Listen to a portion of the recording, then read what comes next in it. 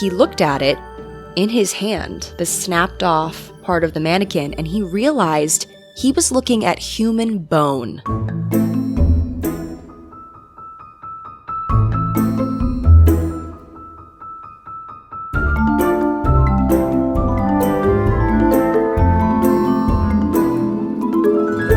Why, hello there. Welcome back to Mystery for Two podcast. I'm Katie.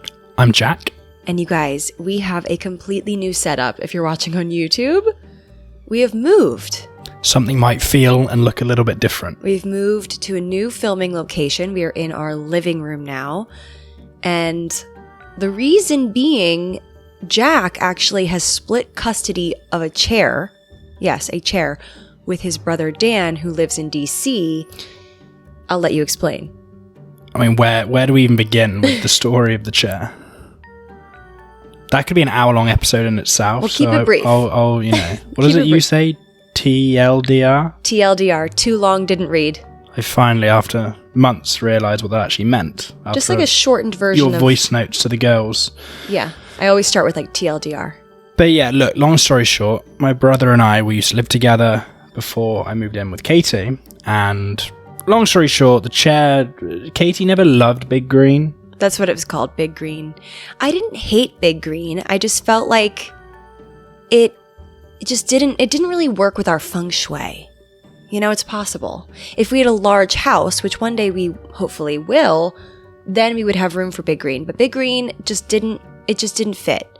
And so back Big Green went with his previous owner, Jack's brother. Yeah, but I'm happy. Jack's brother. He's gone to a very good owner. Yeah. One that knows him well and will treat Big Green with the love, care, and attention that he deserves. Yeah. I mean, just for the time being, who knows? We could maybe one day reacquire Big Green, but it just wasn't working in our space. And so we have reconfigured our recording setup. We're sitting on the couch now. We're comfortable. I mean, I'm comfortable. Are you? I'm enjoying this setup. My butt feels good. My butt feels good as well.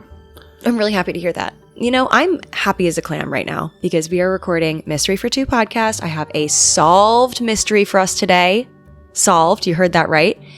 And we get to hear about last week's Jack's Questions Corner answers. I actually don't have my laptop pulled up, but you already took a look. I remember.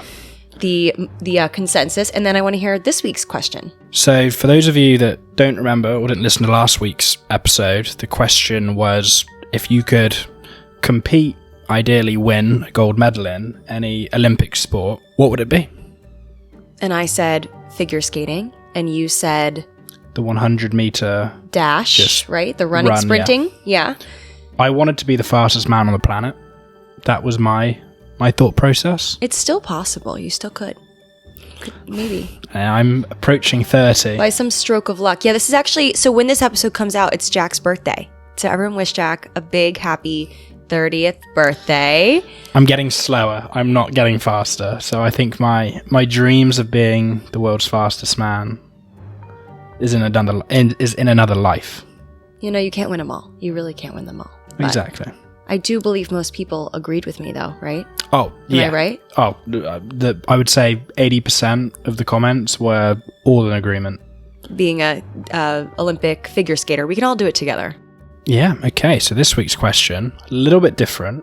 When you go to the cinema or the theatre, what is your movie order? Your go-to movie snack order? Well, popcorn with butter, like extra butter. See, I like sweet popcorn. Really?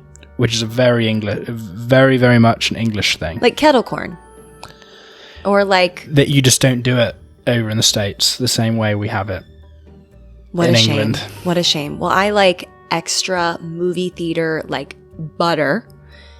And then I'll do like salty sweet. So I'll have like the popcorn, and then this might be a red flag, but I love Raisinets. Raisinets, chocolate covered raisins is the way to my heart.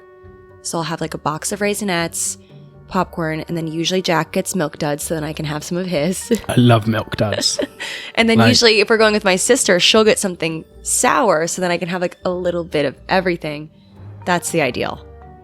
It's always hard because I also love getting like a large Diet Coke. Oh, right, that too. But large in a movie theatre Here's a different language to large anywhere else. Well, it's also dangerous because, like, You don't want to pee. you don't want to have to pee in the middle of the movie. But don't you think, like, if you order a large, as an example, you order it's like supersized. You order a large Coke at McDonald's versus a large Pepsi or Coke at the movie theater, it's twice the size.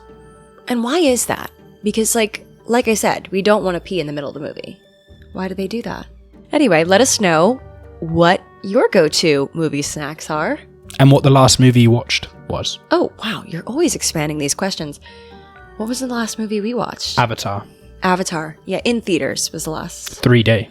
With that, let's get into today's mystery.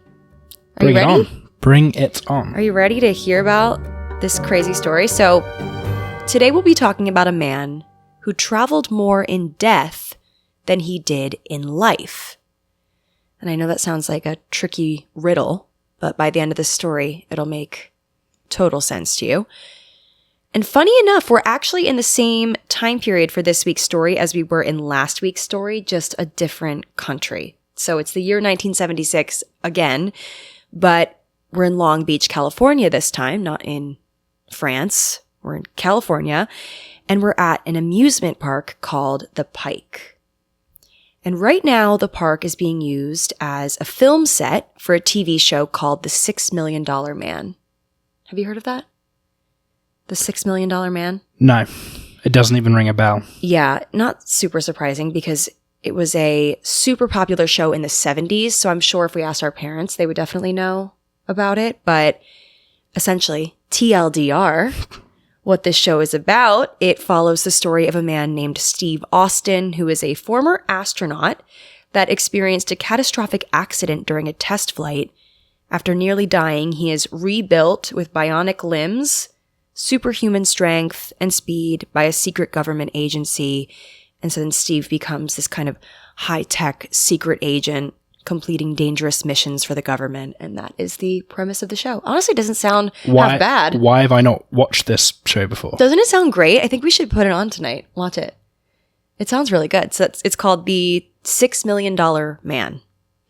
And so they were filming an episode for this extremely popular TV series at an amusement park on December 8th of that year. During filming inside of the Funhouse, which was called Laugh in the Dark, very aptly named, Laugh in the Dark. Laugh with two Fs. Laff. Like Laffy Taffy. Exactly. Laugh. I was like, interesting. Laugh in the Dark is the fun house that was at this amusement park. They were filming some scenes for the show, and a set tech tried to move a strange-looking red wax-colored mannequin that was hanging from a rope. So they were like in the fun house, and they see this mannequin that's kind of like, they're like, okay, we need to move it for a scene. We need to like move around some stuff. And when he went to move the mannequin, the arm snapped off. And he looked at it in his hand, the snapped off part of the mannequin, and he realized he was looking at human bone. Yeah, like sticking out of the wax. It wasn't a mannequin. Is it ever a mannequin in these stories? Like, you hear these stories, you start hearing about a mannequin, you gotta know by now, it's never just a mannequin. It's always a body. My head's all over the place. I'm thinking of the episode the show Bones that we've already referenced. Our favorite show. On multiple episodes of Mystery for Two so far. And then also there's a horror movie that I watched years ago called House of Wax. House of Wax. And did this happen in House of Wax? Or something similar? I've never seen that. Wax figurines, but they're actually people that are dead. Well, then there you go. That's literally what we're talking about right now. They're coming for us. Do you hear that, police? Several days later, the Los Angeles County Coroner's Office examined the body and found a copper-jacketed bullet in the chest and a type of embalming fluid that was used in the early 1900s. And the corpse's mouth was stuffed with carnival ticket stubs and a penny from the year 1924. This is the story of one of the most famous mummies in history, Elmer McCurdy. He was an American outlaw born in the year 1880 whose life really took an exciting second act of sorts after he died. So we're going to go through Elmer's story, which is a very mysterious one indeed. So it all begins in the winter of 1880. We're in Washington, Maine, and a baby boy is born on New Year's Day to a 17-year-old girl named Sadie McCurdy. The child's father is unknown, although some people say that it might have been Sadie's cousin, Charles Smith. So not great. But to protect her reputation, Sadie's brother George and his wife Helen decided to adopt the boy, naming him Elmer. And for a time, Elmer lived a quiet, unremarkable life. He learns to work and be part of a family. But then his father, or the man that he believes to be his father, because they, up until this point, hadn't told him that they weren't his actual parents, which I can't decide which is worse, like finding out and knowing from a young age or finding out once you're a bit older that your parents aren't actually your parents. And maybe the circumstances surrounding like who your father was is a little bit dicey. Yeah, it's a difficult conversation anyway, but sprinkle in a little bit of incest. Yeah. It's even dicier. So understandably, when his father, or who he believes to be his father, George, dies of tuberculosis in 1890, Elmer finds out the truth about his mother and father. And actually his mother, his actual biological mother, Sadie, does come back into the picture to reunite with her son and Helen, so who Elmer thought was his mother. They together decide to take Elmer about 60 miles away to Bangor, Maine. So, he's finding out this information, and he is also now in a new place. So he's, being uprooted from his friends, and he's finding out that he is not who he thought he was. And so understandably, he reacts terribly to the news and becomes unruly, rebellious, and increasingly drawn to alcohol. So his formerly very stable, normal life gets thrown off the rails once he learns the truth. In 1903, Elmer heads west, which I feel like everyone was doing at this point in time. Turn of the century, everyone's heading west. Everyone's heading west. So he moved to Kansas, where he worked as a plumber, and later to Missouri, where he labored as a miner. And while he struggled with alcoholism, he, tried his hardest to keep up these jobs, but he, ultimately ended up going from one to another because he was an alcoholic. But then in 1907, seeking some structure or perhaps just an escape from it all, Elmer enlists in the United States Army. He is assigned to Fort Leavenworth, trained on machine guns, and instructed in the use of nitroglycerin. Do you know what nitroglycerin is? I can't say I'm familiar. So I did a little bit of Googling. I'm definitely no expert in like chemical compounds, but it was primarily used in the creation of things like dynamite, gelatin explosives, and some rocket propellants. Okay. So it was dangerous when not used with care. So our guy was out here making bombs. He was out here trying to blow stuff up. But at this point in time, he's being supervised. But you will see there becomes a time where he is not supervised by the government. So he was really passionate about tinkering around with explosives. He found his passion. A dangerous mix with an alcoholic. Yeah. So very flammable. Bottles of vodka hanging around and seriously. You're just tinkering with explosives. Exactly. It's kind of a lethal combination. So Elmer stayed with the Army for a few years until he was honorably discharged in 1910. I'm not sure why he was. I didn't really find any information, but like he wasn't a runaway, so that's good. Hey, at least he wasn't dishonorably charged. He was honorably discharged. So Elmer is once again a civilian, and he's now trained in explosives and guns. So Elmer drifts into trouble almost immediately. In St. Joseph, Kansas, Elmer and a friend are arrested for having burglary tools on them. And when they got stopped by the cops, they were like, guys, no, like you've got it all wrong. We are inventors. And we are trying to invent a foot-operated machine gun. And for some reason, the jury believed them. So they went to trial for this. TLDR, once again. They went to trial for this. And the jury was like, oh yeah, sounds reasonable.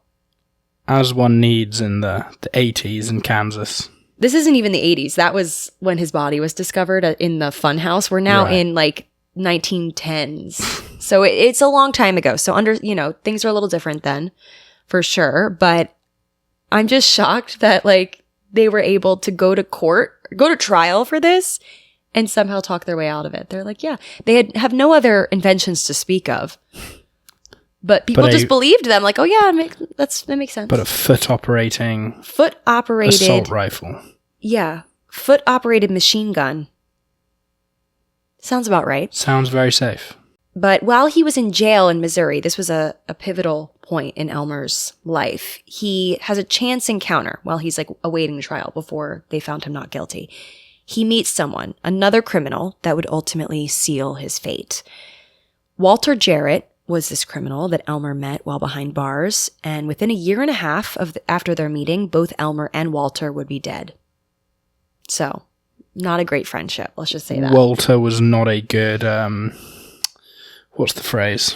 When your parents don't want you hanging around with bad people. He's a bad egg. Bad egg, bad influence. Bad egg. My parents used to say bad apple or bad egg. Yeah. Walter was a bad egg. I'd say they were both bad eggs.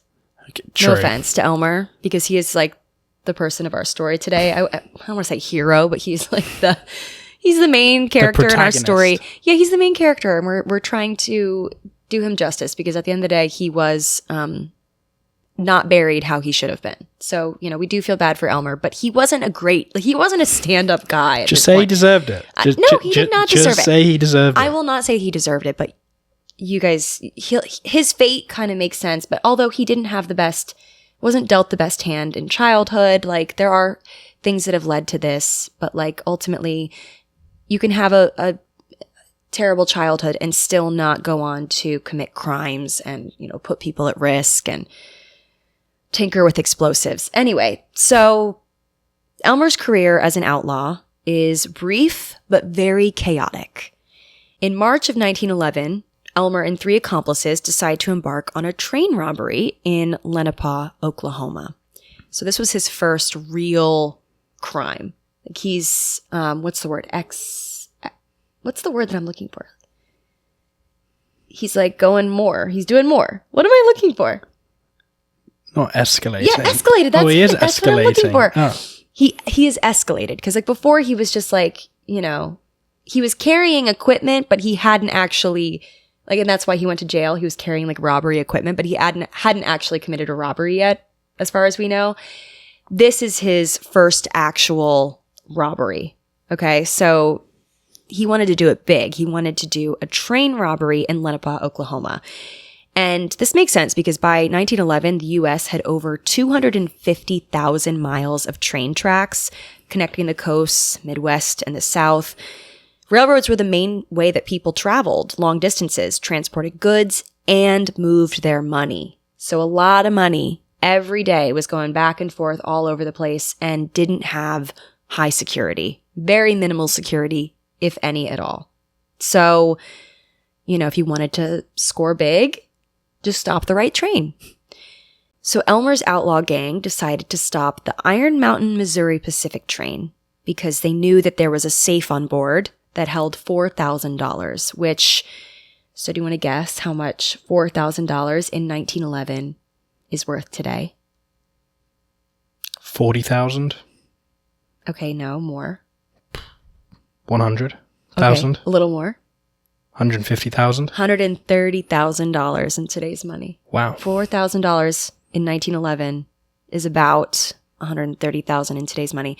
So they knew that a safe on board of this train had that much money in there, and they just had to get on board and crack the safe and get going after that. Opportunity they couldn't turn down. Exactly. So they successfully hopped on board, found the safe, and Elmer turns to his accomplices and he goes, guys, don't worry, I am trained in explosives. I know exactly how to get this safe open. What do you think happens? I think he lost an arm. Oh, okay. I think one of his arms blew off. Okay. So Elmer sets up nitroglycerin, that compound, the explosive compound, to open the safe, but miscalculated either how much to use or where to place it because the blast obliterated the safe and melted most of the money. Ah. Melted the money. Yeah. So they managed to recover only a few $100s in slightly melted silver coins that they were able to pry off of like the sides of the safe. And this was the equivalent of about $10,000 today. So not a total bust. That was still a good score, I guess. But still a haul. But imagine like he burnt $120,000 or melted rather. It'd be devastating. Yeah. So it wasn't, an over $100,000 haul like they were expecting, but at least they didn't get caught. Or so they thought. A few days after the Iron Mountain train robbery, Elmer got in a knife fight with Lee Jarrett as the gang was on their way to Coffeyville, Kansas. So like in his like little gang that he's created based on that guy he met in jail and his brother. So they're already turning on one another, which is a recipe for disaster in these situations. But Jarrett ended up slicing Elmer on his left wrist.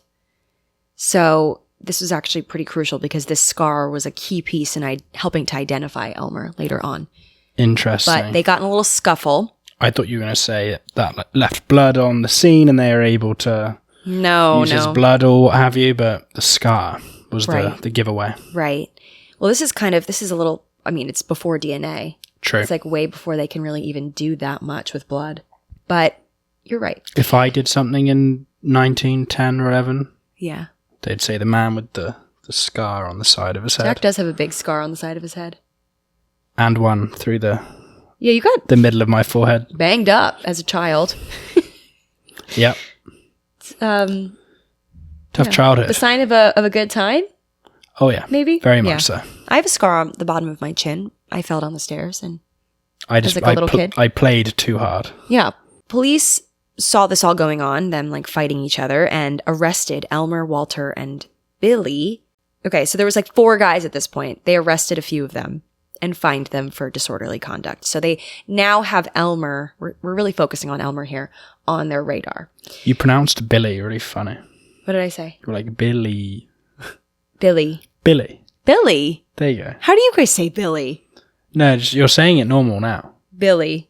Yeah, I'm realizing I actually didn't mention Billy before, but he is one of the gang members. So we have the Walter, who he met in jail, who Elmer met in jail. Then we have his brother, Lee. And then we have Billy, not to be confused with Lee. And then we have... Oh yeah, Billy. Elmer. Yes. So we have 4 guys at this point, okay? And they were the ones who committed the train robbery, just to keep this all straight. Although we are really focusing on Elmer today. So they're on police's radar now because of the tussle. Like they weren't even on the radar to begin with. Like the train robbery happened. Police didn't know who did it. Now they're like, oh, these outlaws are all fighting with each other. Like maybe we should keep them on the radar. On the radar. So they noticed these guys. They're like, wait a minute, one of you guys looks familiar. Walter Jarrett, they noticed and recognized from his past crimes. So they're like, just for kicks, let's go raid his house and see what we find. So they raided his home and found explosives matching the ones at the scene of the Iron Mountain train robbery. So they found that and they were like, okay, this is looking fishy here. And then under the floorboards in a mason jar, they found Elmer McCurdy's Army discharge papers. So once again, Elmer, it's not looking good for him. Okay. They're like, yeah, this guy's up to something. So they arrested most of the outlaw gang the next day, but somehow Elmer avoided getting caught. So he was on the run. Who knows how he got out of that, but he avoided getting caught by making his way over to Powhuska, Oklahoma. And instead of just, taking his cut of the 10 grand and laying low for a while, he decided to form a new gang. He's like, okay, all my other buddies are locked up now, so I have to start fresh. I have to start over. He met a guy named Amos Hayes, who had recently murdered a man who had murdered his brother. So he's a murderer. Got it, but his new partner / gang member, he murdered because his brother had been murdered. Exactly. His brother had been murdered, so he murdered the guy that murdered his brother. Got it. Would you do that? Hell yeah. Would you kill the guy that killed Dan if... Yeah, and he would do vice versa. Okay, I hope it never comes to this. Heaven forbid it ever comes to this. Anyway, so Amos Hayes actually was acquitted on the murder charges. So, He wasn't like running from the law. He was out free. It sounds like you could get away with anything in court. I mean, outlaw times back in the day, like there was a lot of things that were like, okay, you know what? Eye for an eye. It kind of 2 and 2 equals 4, you know? You killed this man's brother, so he's going to kill you. So yeah, like that's kind of, that's payback. And it like in outlaw times, that kind of makes sense. Checks out. Yeah, checks out. So anyway, so Amos was one of Elmer's new accomplices. And then Amos then introduced Elmer to his cousin, Lige Higgins. And the three men together robbed the Citizens State Bank of Chautauqua, Kansas. There's a lot of like big words in this You're one. doing well here with the pronunciations, I think. Chautauqua, Kansas. So the three of them robbed this bank together on September 21st, 1911. For hours, they were hammering through the outer wall, which honestly is like giving me flashbacks to last week's episode of the safe. The wine and cheese bank heist and the cop that lost his pants. Definitely tune in if you guys missed it. But so they're hammering through the outer wall of the safe. And then once again, Elmer's like, guys, I've got this. He takes his nitroglycerin explosives. How do you think it goes this time? For his sake, I hope it goes better. But I think he's going to find a way to mess it up again. So the explosion blows the door clean through the bank. But the safe inside, they were hammering through the outer wall of the bank. He sets up the explosives. They blow the door off of the bank, but the vault inside is untouched. So failure. So they settled for $150 in coins that they found outside of the safe. So about $5,000 in today's money. They flee and split up at the state line. So once again, Elmer's explosives doesn't get the job done in the way that they wanted it to. But for the bank's sake, honestly, they were probably thrilled that these guys were for dummies. Couldn't get the safe open. Elmer. So at this point, although he's like kind of failed, Elmer is still feeling very confident. He felt like he really had found his true calling, a life of crime. What do you think his drink of choice was at the time? I'd say whiskey. I was thinking whiskey on the rocks. Just straight up hammering them. Yeah. At some kind of saloon in Oklahoma. I mean, it is really sad that I feel like back then there were probably just so many alcoholics. I mean, life was tough. Tough back then, especially with like an upbringing like his. I really do feel bad for him. I really do. But things don't get better for him. So anyway, he was excited though. Like honestly, he was probably over the moon, happiest he's ever been committing these crimes. Luckily, no one dies. Okay, I will say, no one dies other than Elmer, obviously, because he was dead in the beginning of the story. And I guess Walter and like a few of his crime buddies, but no one innocent dies, okay, in this story. But no, what do they call it? Collateral. Yeah. No, not that we know of. No collateral damage that we know of anyone innocent. By October, Elmer is chasing an even bigger haul than the ones that he had attempted previously. A train carrying $400,000 in royalty payments meant for the Osage Nation. Am I saying that right? Osage, yeah. Osage, the Native American tribe depicted in the book and movie Killers of the Flower Moon. Such a good movie. You have seen. Leonardo DiCaprio. Yeah. I watched that on a flight. It's really such a crazy, really interesting story. True story. Yeah, incredible. Based on a true story. Well, it's just the story basically of the natives and their land, and that land being obviously theirs to begin with, but shock horror, the reason for fighting and removal of said people, oil. Right. People struck oil and found oil, and the Osage tribe, it's not like they weren't smart enough, they just got swindled out of their own land, basically. Yeah. Taken advantage of by people that they trusted. Yeah, it's really such a sad story. Great movie. So the train is carrying $400,000, and Elmer and his accomplices are looking to rob it. But Elmer messes up yet again. But it actually has nothing to do with the explosives. What do you think happens? Was he just drunk? Was he late? I mean, probably. But he accidentally stopped the wrong train. So instead of a train carrying money, they stop an innocent passenger train.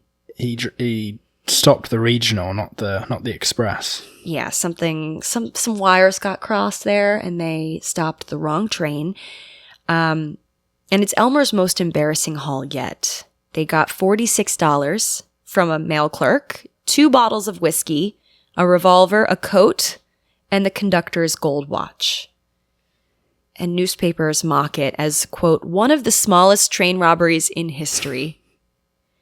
So, yeah, third time was not the charm for Elmer McCurdy. So a bit defeated, but somehow still not caught by the authorities. You'd think he would improve. Yeah, I don't know. I think he just got kind of sloppy. I think he should have just taken a beat and planned things out a bit more. It doesn't sound like there was a lot of planning going on. Yeah, Elmer doesn't strike me as very type A. Yeah, no, very type B, flying by the seat of his pants type of guy, from what I've gathered. So, of course, he was a bit defeated, but he wasn't caught at this point by the authorities. So he returns to the safe haven of a friend's ranch near Bartlesville, Oklahoma. That's where he was staying. And by all accounts, he's not that bothered by his failed train robbery. He's just hanging out and drinking heavily from the whiskey that he stole. So he's just hanging out, drinking his whiskey. At this point, he's like, okay, I'll just try again later. Like, you know. Recipe for a disaster. Right. But Elmer's health is failing. He had caught tuberculosis compounded by pneumonia and trichinosis. So he was in very poor health, drinking excessively. He wasn't the strongest guy at this point. And to make matters worse, the authorities were onto him. So he didn't think they were onto him. On the morning of October 7th, 1911, 3 sheriff's deputies, brothers Bob and Stringer Fenton. Stringer Fenton. What a name. Stringer. Bob and Stringer. Oh, Stringer's the Stringer's the first name. Fenton's their last name. Stringer. Bob. It's just funny, like Bob and Stringer. Like, yeah, the parents really thought about one very hard and the other got very creative. Bob. Yeah. So Bob and Stringer Fenton, these are deputy sheriffs, and then Dick Wallace, so 3 of them, tracked Elmer down using bloodhounds to a hay shed on his friend's ranch. So they've got him surrounded. But Elmer does not go down without a fight. He was hammered from the whiskey, and he also really didn't want to go back to jail, so he fires on the sheriffs with a revolver. Whiskey courage, it's a real thing. Yeah. So I feel like he must have had like a bottle of whiskey. He fires on the sheriffs with a revolver, and they fire back, and they're just going at it for nearly an hour. But then all of a sudden, Elmer stops shooting. When the smoke clears, the deputy sheriffs find Elmer laying dead from a single gunshot wound to the chest. So that's the one that they found at the beginning of the story. Yep. And some people think, or might think rather, that this is the end to Elmer McCurdy's story, but in his case, it was only the beginning. All of his family members were dead at this point, so because Elmer's body went unclaimed after it was, he was shot, then usually they, try to locate some family members to give the body to the family member so they can do a proper burial. So because his body went unclaimed, it's taken to Joseph L. Johnson, a mortician in Powhuska, Oklahoma. And this man, he's a mortician, so he was tasked with embalming Elmer's corpse using arsenic, which was a common preservative of that era. And so he did that. He was following protocol. And then he does something really strange. Bizarre and weird and definitely illegal today, but I don't know if it was back then. He stands Elmer's body up in his funeral home, rifle in his hand. So he displays him and charges visitors a nickel to see the bandit who wouldn't give up. So he makes it like an attraction. Like a figurine. Like a circus act with Elmer's embalmed corpse. Like he dresses him up and puts like a rifle in his hand, and he's like, step right up. 5 cents a pop. Not sure I'd want to go anywhere near a corpse, but yeah, each to their own. Things were definitely different back then, like the early 1900s. Like, True. People found things interesting. For fun, you didn't just watch TV. entertainment was different. Like, let's just leave it at that. Entertainment was different. Yeah. And it was just seen as like, oh, that guy was a bad guy. He was an outlaw. So like, does he deserve what non-outlaws deserve, aka like a normal ethical funeral? So yeah, that was happening at the funeral home. But then a few years later, on October 6th, 1916, so he's been dead now. Elmer's been dead for like around 5 years now. A man claiming to be the brother of Elmer McCurdy shows up to the funeral home. And he's like, guys, give me my brother's body. Like, what are you doing? But this, of course, was not true.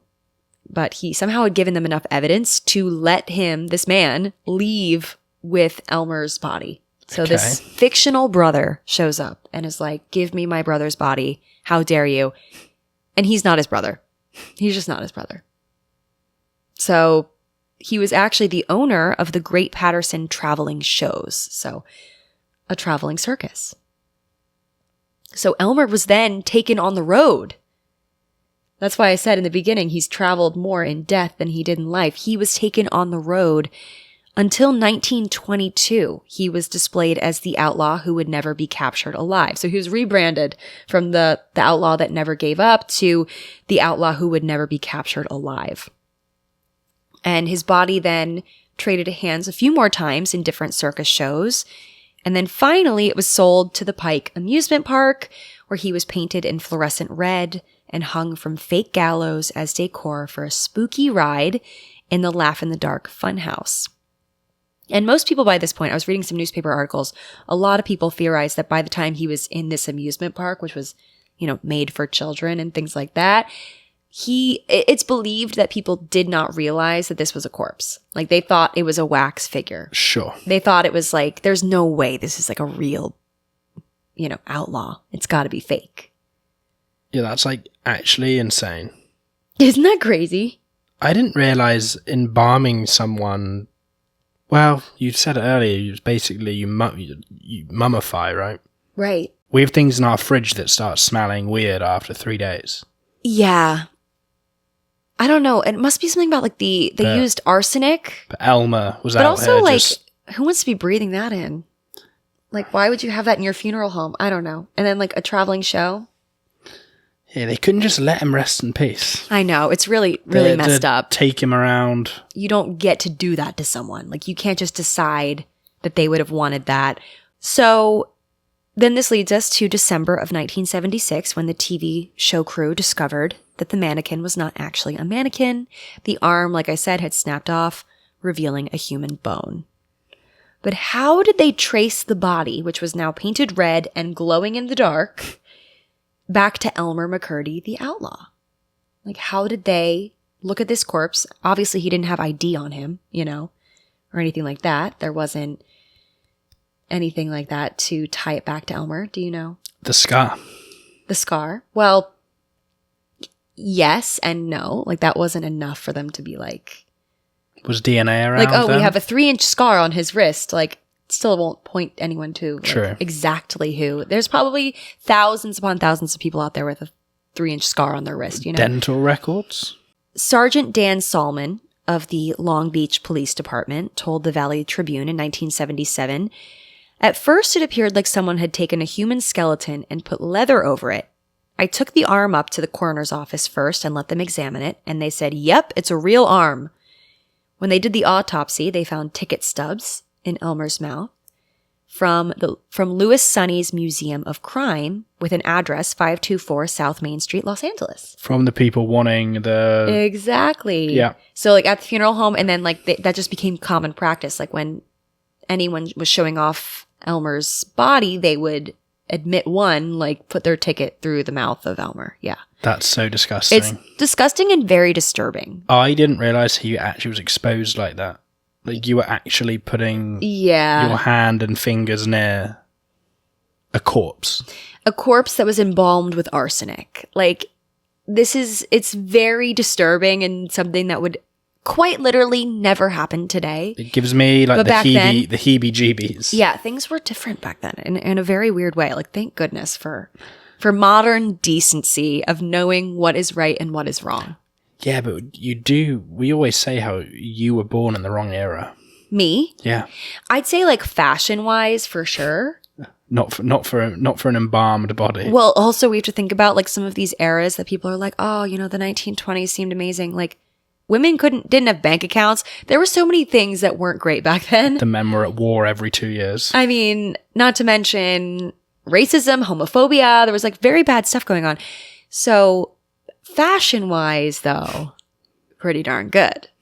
Fashion-wise. You just whenever like... The Gilded Age would have been exactly. iconic for me, fashion-wise. I'd have been out trying to... But only if I was really rich. Yeah. I'd have been out trying to build railroads. Okay, that would have been your industry of choice back in the day? Okay. And then trying to keep away from people like our friend... Elmer, trying to rob the trains. True. So... I just keep thinking of Elmo every time we say his name. I think of Elmer's glue. Whenever I hear the word, or the name rather, Elmer, I think of Elmer's glue. Especially the fact that he's dressed in red.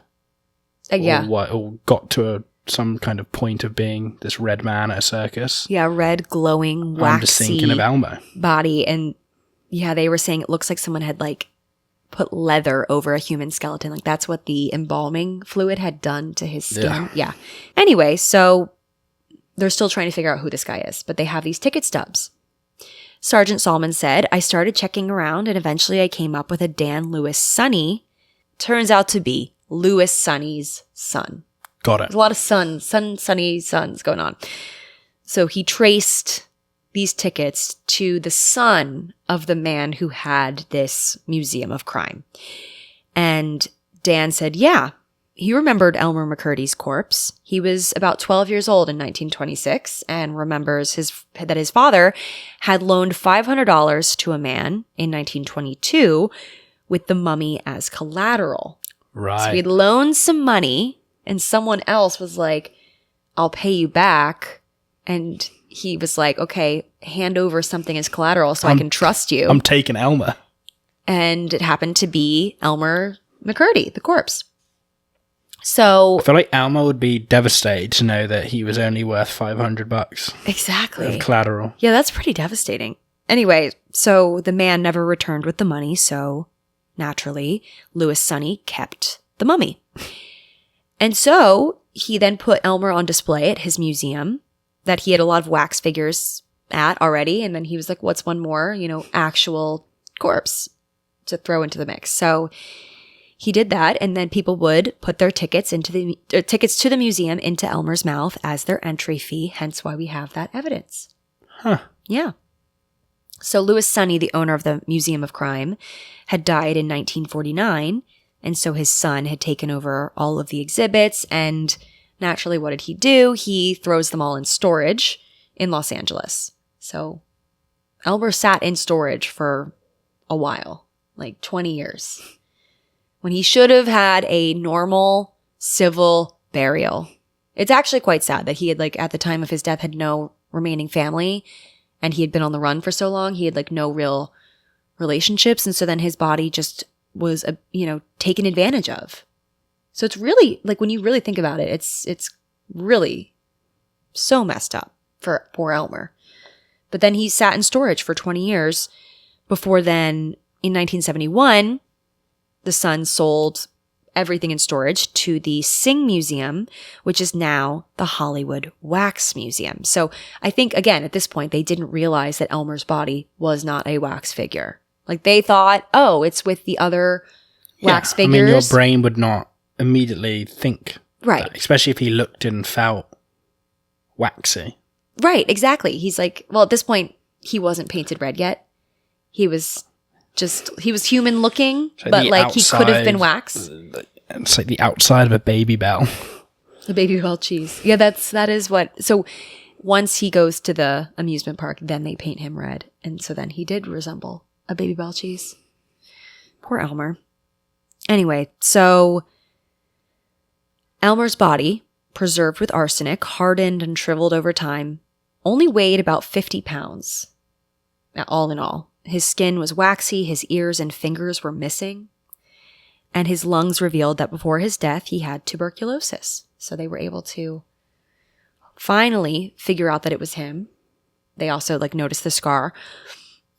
In April of 1977, Elmer McCurdy was finally laid to rest in the Boot Hill section of the Summit View Cemetery in Guthrie, Oklahoma, buried under 2 feet of concrete to prevent anyone else from messing with his body. It was he's earned a deep burial. He has earned his rest and no one messing with it. Finally. That's somewhat of a nice end to the story, if that is the end. Yeah, it is. So around 300 people attended the graveside service, even some people from the TV show set. Well, weirdly, it's disrespectful what happened to him and it shouldn't have happened, but that then made him more famous than what he would have been. Right, and he was, he's an outlaw. He's trying to rob these trains. I'm sure... He wanted fame probably a little bit. He would be thrilled if 2 people were sat in a New York City apartment talking about him in the year 2026. Right. Now, we're still talking about him all because this happened. That's pretty crazy. It is unfortunate that he was taken advantage of, but because this happened, we all know, or not all, everyone listening to this episode knows, plus us, that Elmer McCurdy existed. And, he was a criminal at the end of the day, but criminals don't deserve this type of treatment. This is not fair. Doesn't justify it. Right. But around 300 people attended his graveside service, even some people from the TV show set, marking the end of a strange, odd journey for Elmer McCurdy that began in Maine back in 1880. From an orphaned, rebellious child to a kind of so-so outlaw, and finally to a carnival curiosity, Elmer McCurdy's life and death became legend. His story is an example of one of the peculiar ways that history can preserve a life long after it has ended. And one last fun fact in this story that also Elmer would probably be thrilled to know about is the fact that his story actually became a Broadway play that premiered in 2024 and had a short run until last year. So a 1-year run, but still. What was it called? I believe it was called...